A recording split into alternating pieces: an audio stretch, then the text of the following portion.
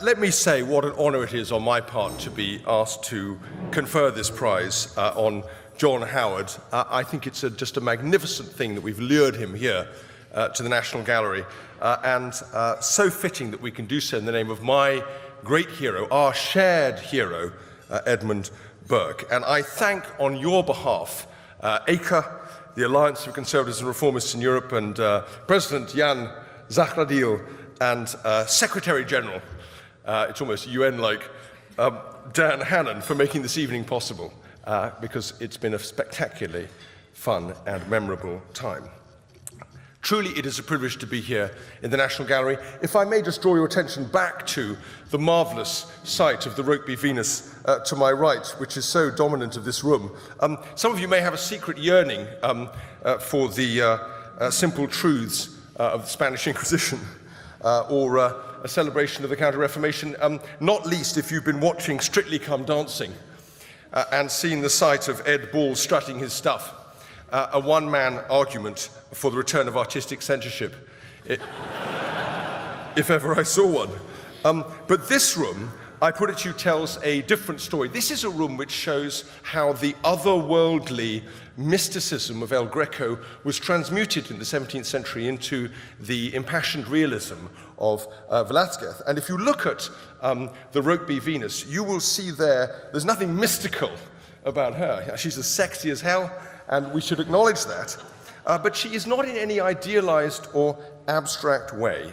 She is, in her flesh, a real, an utterly real person.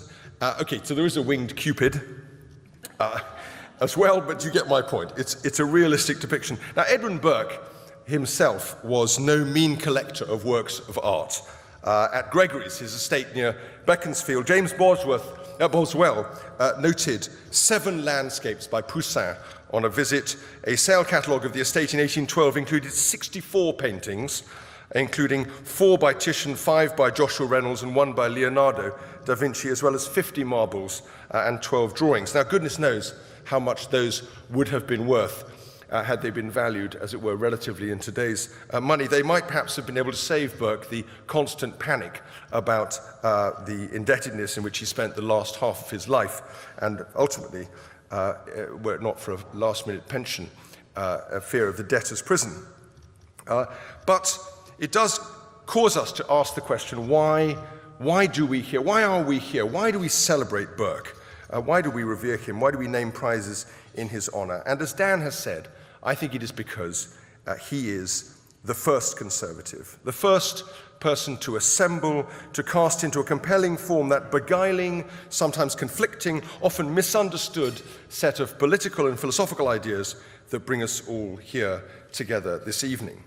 Now, Dan has said better than I many things about Burke's life. Let me not dwell on that, but let me focus on one other aspect that we forget, which is that he was a supreme, not merely a supreme campaigner, but a supreme orator and a prose stylist, much admired for the mastery of English prose he displayed as his political wisdom.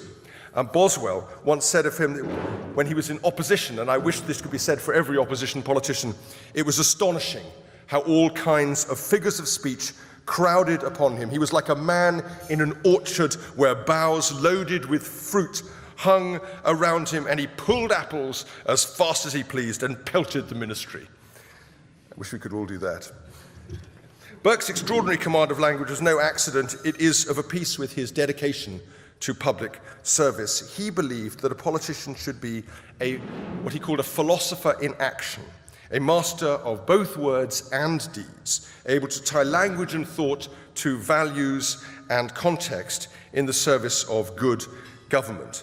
Politics he saw as a public deliberation about how to act, given particular circumstances, particular context. And context is vital. There's a wonderful line of Burke's where he says, circumstance gives in reality, to every political principle its distinguishing color and discriminating effect. Circumstance gives to every political principle its distinguishing color and discriminating effect. I think that's a marvelous line. But the counterpart of it is this: when abstractions take over, when language becomes bloated by empty universals and abstract nouns, when government is placed at their service, then you can be sure an act of charlatanry is underway and disaster may not be far off. In a revolutionary context, these abstractions, shorn of the circumstances that give them meaning, become empty slogans used by demagogues to whip up popular support at whatever cost that may have in bloodshed and disorder. And so it was with égalité, liberté, and fraternité in 1789. But British liberty, ladies and gentlemen, is a very different thing. It is liberty as ordered freedom.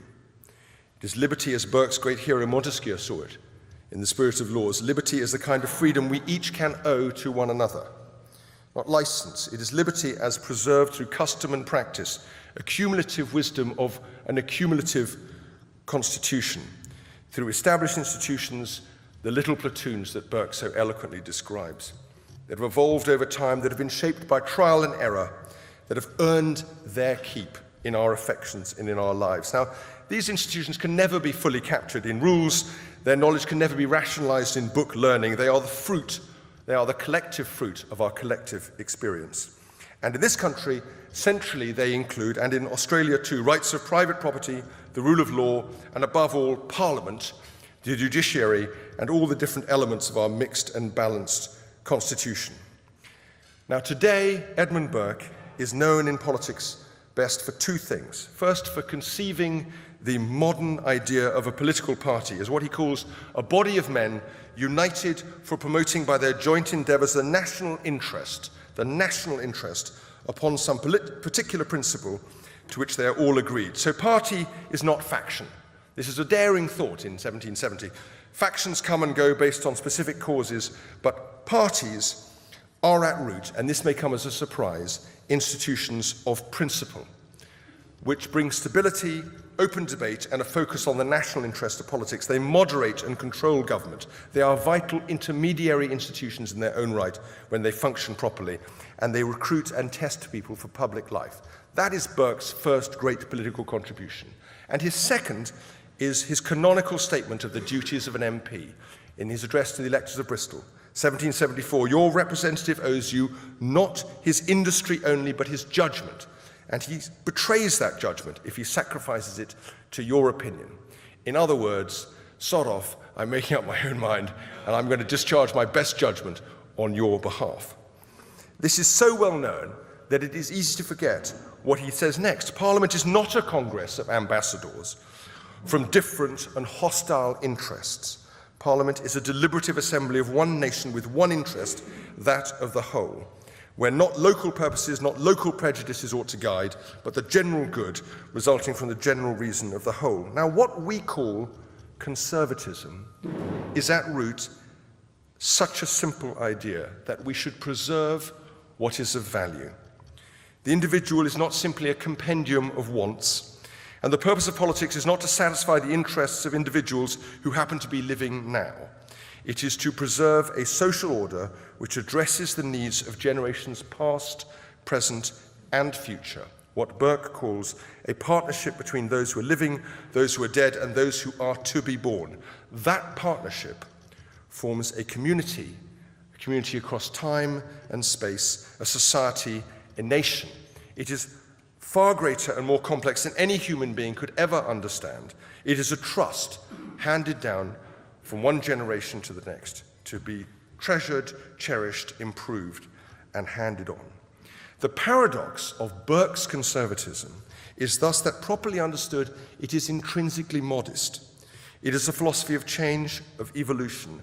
It has a reforming, not a revolutionary spirit, hostile to extremes, to radical transformations, to the tyranny of the majority. Its emphasis on history, on culture, and on memory offers an antidote to the empty materialism, I would suggest, the confusion of values that so marks the present moment. It insists that human society and the freedoms which society affords must come first, and it constrains individualism, rampant individualism, and generational arrogance. Now, we live at a time, I would suggest, when systems based on popular sovereignty are under threat as never before from demagogic populism around the world. I can't resist saying that the same levelling spirit, on one point, attempted to abolish the House of Lords, and other parts of our own mixed constitution from time to time under the so-called banner of reform. At such a moment, we should give thanks that ours is a system not of popular, but of parliamentary sovereignty. And we should recognize that we need Burke, we need Burke's ideas and his example, we need Burkean conservatism more than ever.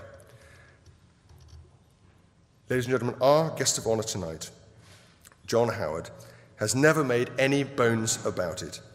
As Dan said, he is both a classical liberal and a Burkean conservative.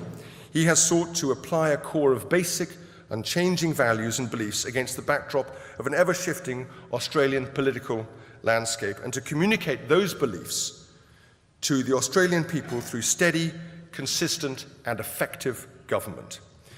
Through an extraordinary career, he has always emphasized Burkean ideas of careful reform in the public interest, of individual freedom and social obligation, of thrift, prudence, and independence of mind, of the importance of family and loyalty to nation. He has understood that these are mainstream values among his countrymen and women, and he has made them mainstream. But he's also always understood the limitations of human knowledge, the importance of history and tradition, and the value of sheer common sense. I must say there is one not trivial difference to be noted. Burke could only gaze with awestruck admiration at John Howard's 16 years as leader of the Liberal Party and 4 terms and nearly 12 years of Prime Minister as his country. John, it is our honor and our pleasure this evening to salute you, to thank you, and in the name of Edmund Burke, to celebrate you, your career, and your remarkable achievements. Thank you all, ladies and gentlemen.